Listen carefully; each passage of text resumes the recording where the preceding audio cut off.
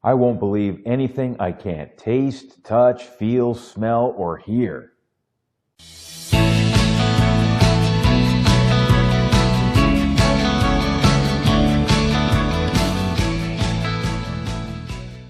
For so many people, it goes just like that when it comes to something they're going to believe in. They want to see it, taste it, touch it, feel it, hear it, or they're not going to believe it. They want a sign. They want something concrete. But is that really fair to say that you won't believe in anything that you can't taste, touch, feel, smell, or hear? The same person will say, I'd believe in God if He could just give me a sign that I could taste, touch, smell, feel, or hear. I would believe in Him then, but without a sign, I'm just not going to believe. Let's examine whether or not that is the right response when it comes to criteria for believing or not believing in God. Anyone can understand wanting some sort of physical sign from God, but it actually makes sense that God isn't providing the physical signs that we might be looking for or asking for, such as Him showing up in some way where there He is, now I see Him, something like that.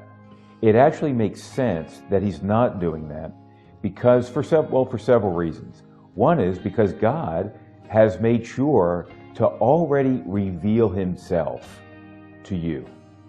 Maybe in different ways than the physical, but He has absolutely already revealed Himself with overwhelming evidence placed into your heart and into your mind, so that a physical sign isn't really necessary because He has given you the evidence you would need to believe. That is given to us, for example, in Romans chapter 1. In Romans 1, it says this, "What may be known about God is plain to them," all people, "because God has made it plain to them. For since the creation of the world, God's invisible qualities, His eternal power and divine nature, have been clearly seen, being understood from what has been made, so that men are without excuse." What we see is the cry beneath the request for a sign is that we could know for sure. Well, God has enabled us to know for sure in many different ways. Not with physical signs, perhaps, but in other ways, so that the evidence for Him is clearly seen, it is sufficient, and it is so great that every person is actually without excuse. Everybody actually already knows the God of the Bible exists. He has fully revealed Himself to everyone. That really makes sense because the reason God made us is to know Him. So it does make sense that He would reveal Himself to us and make it clear that He exists so that we can choose to respond to that evidence and come to know Him. It makes sense because that's what God wants of us, so it makes sense He would show Himself that way. So in Isaiah chapter 1, or actually Isaiah chapter 19, we read this, "So the Lord will make Himself known." And that is exactly what He's doing.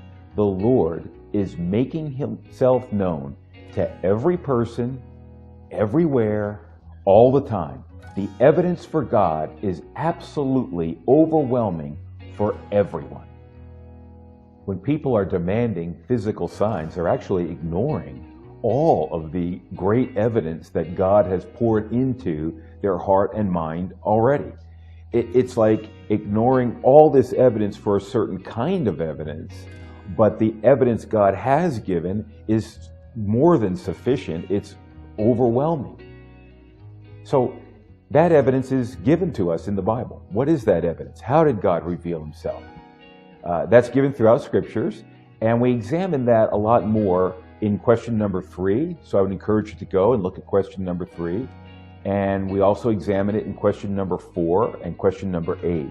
So those would be great questions to go to and look at how God is revealing Himself to every person, everywhere, all the time. But let me give you a few examples of how God is revealing Himself to every person. Here's 5 examples. One is simply through creation.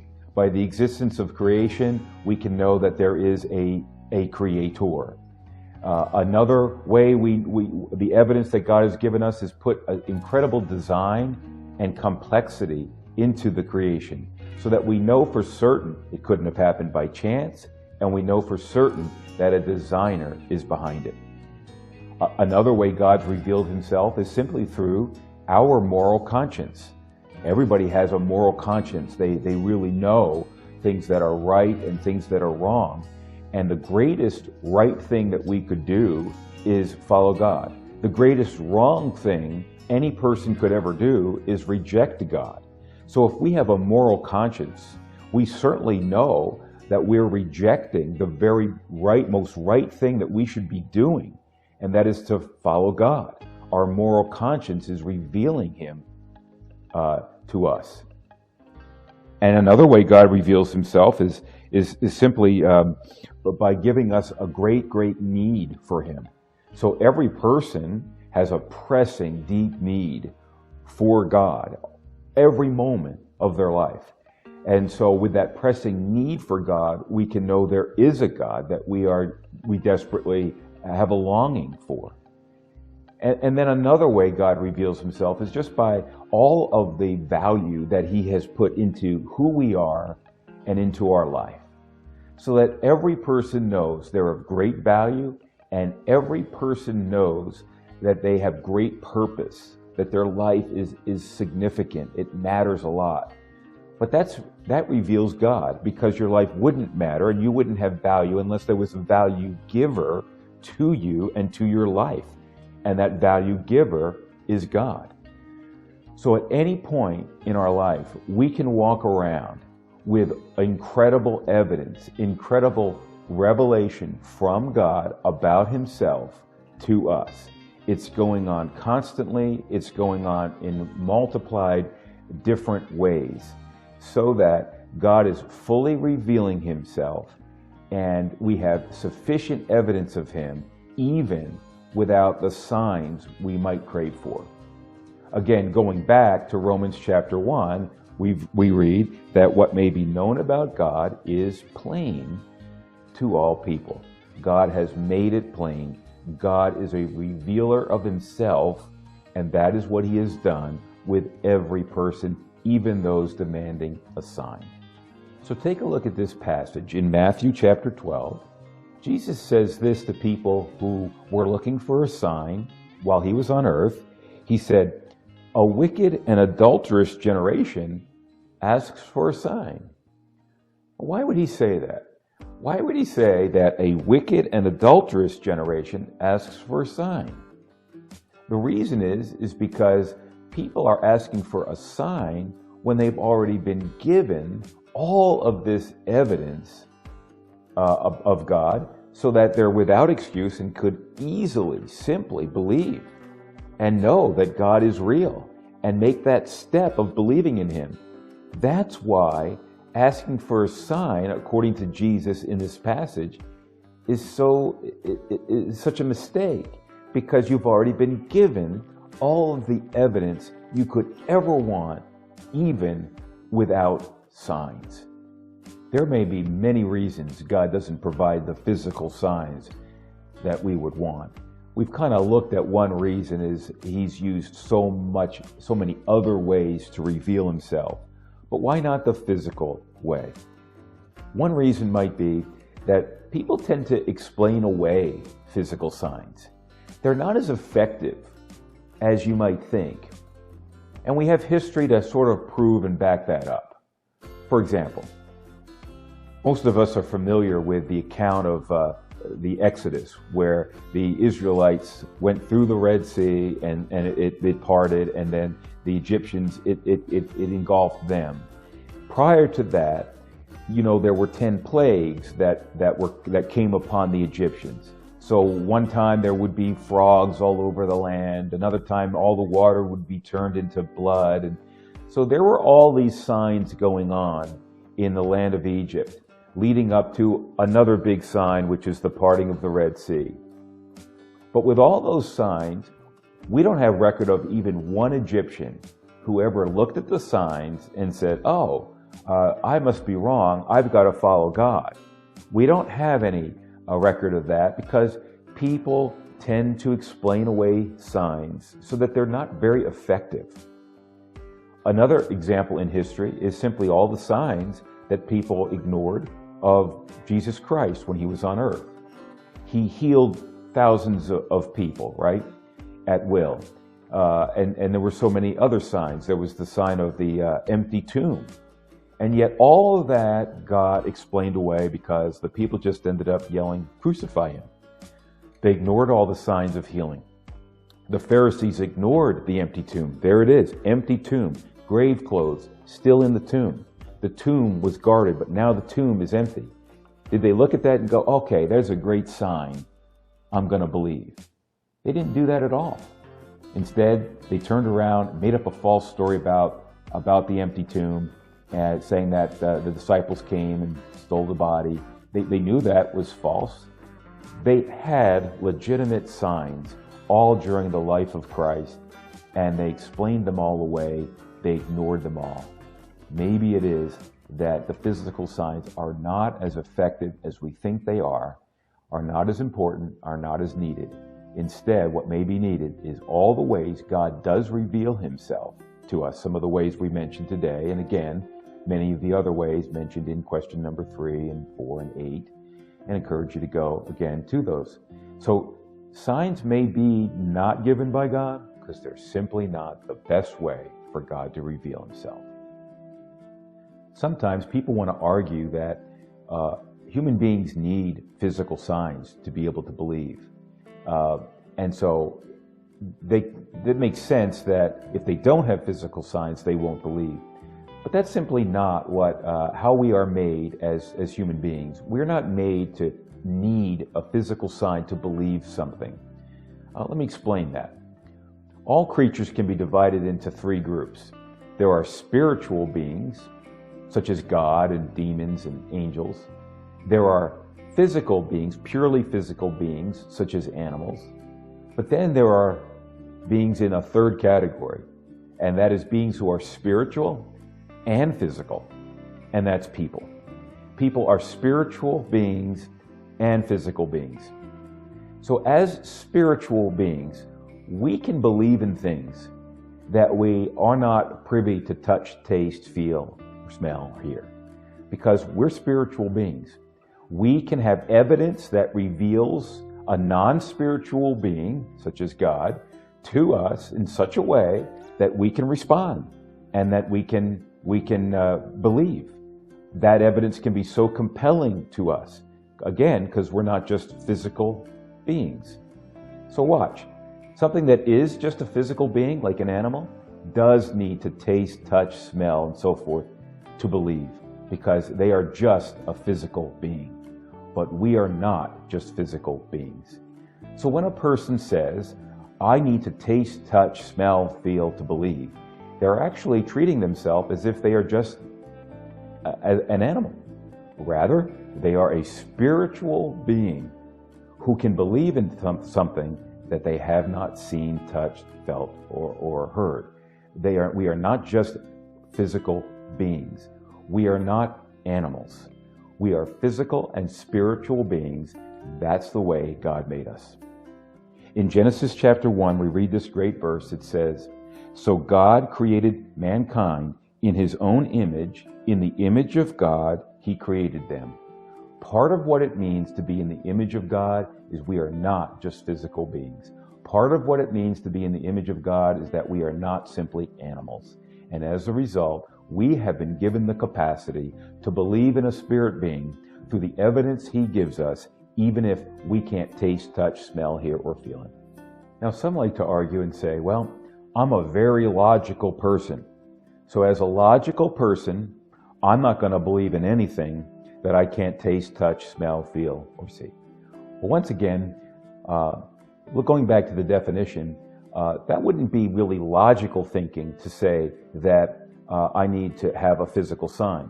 Logical thinking would go more like this. Whatever evidence there is, I will consider that evidence. If logical thinking meant I'm only going to believe if I have physical evidence, then that would make animals the most logical beings. But as we said, we are not animals. We are much more than animals. We can believe in things in the spiritual realm by the evidence that God gives us, because we're not simply physical beings. Add to that, if logical thinking meant you had to just touch, feel, smell, and hear, that's not actually logical thinking. That's concrete. That's where you need something concrete in order to believe. And that's actually more like a very small child, where they would need something concrete. It's not more logical. It's not a better thinker. The better thinker, again, realizes that we're not just physical beings, and the better thinker realizes that there's all kinds of realms of evidence coming to them, and they take in all of those realms of evidence, and in so doing, they would come to believe in God. The most logical thinking is to believe and follow the revelation that God has given you that He is. That's the most logical thinking. The scriptures say that a person who rejects God isn't being more logical. They're actually suppressing the truth in unrighteousness and walking not as a wise person, but someone who is ignoring what God has shown them and excusing it, saying it wasn't physical evidence.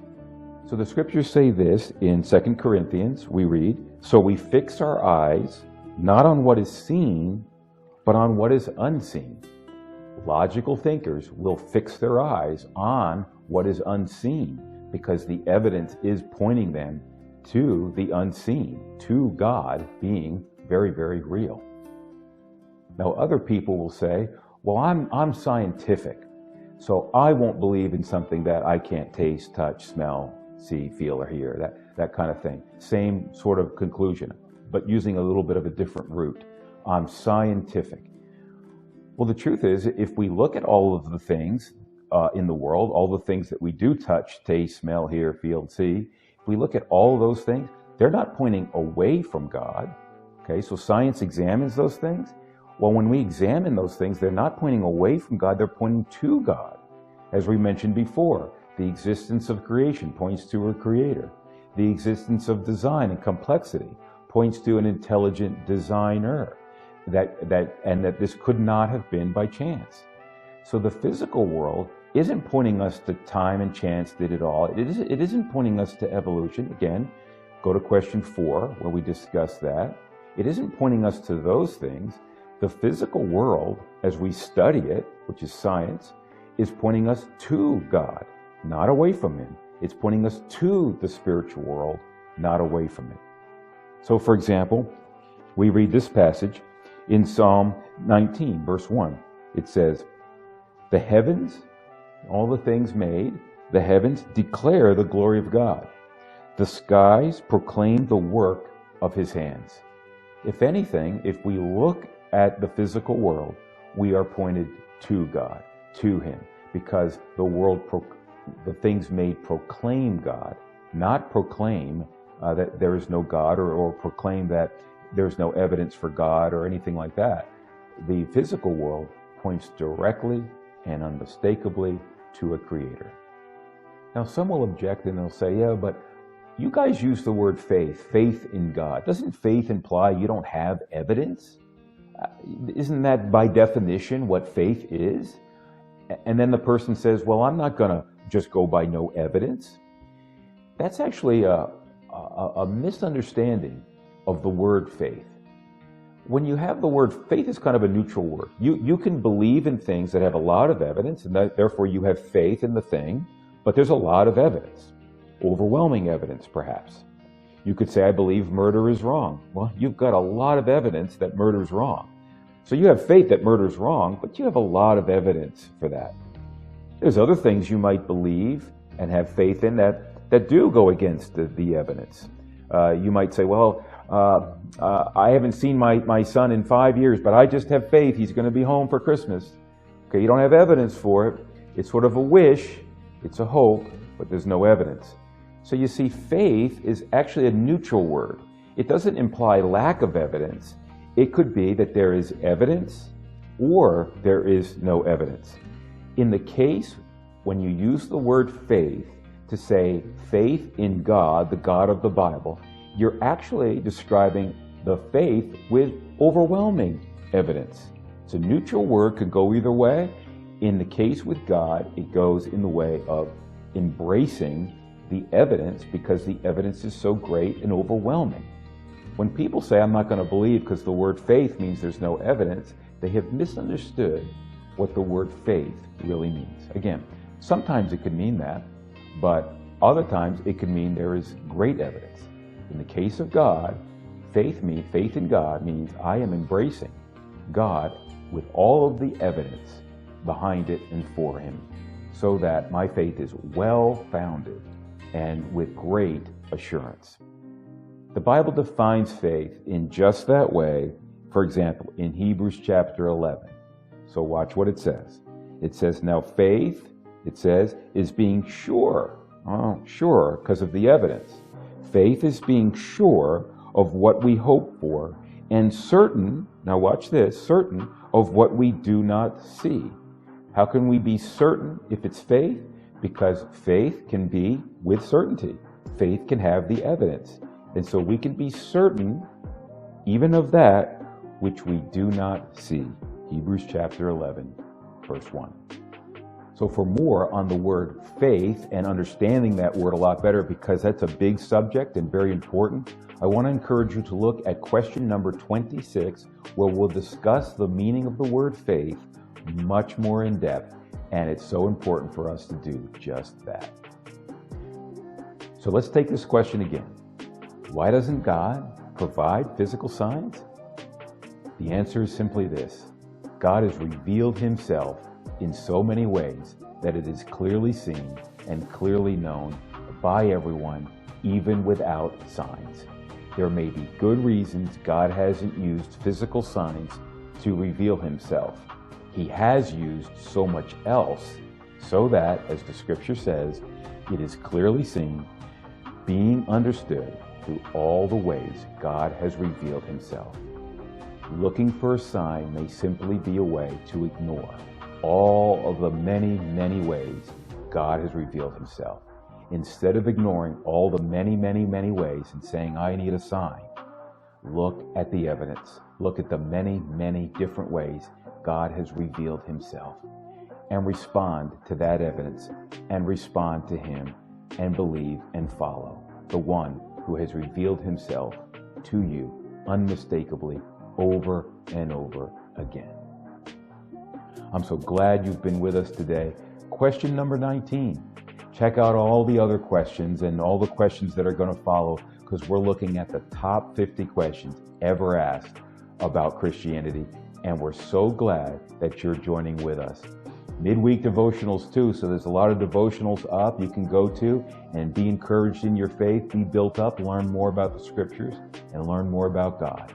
Again, hit the subscribe button, hit the like button, because we can build a great community and have wonderful times looking at the Word of God together. Thanks again for being with us. And remember, for every question, there's always an answer.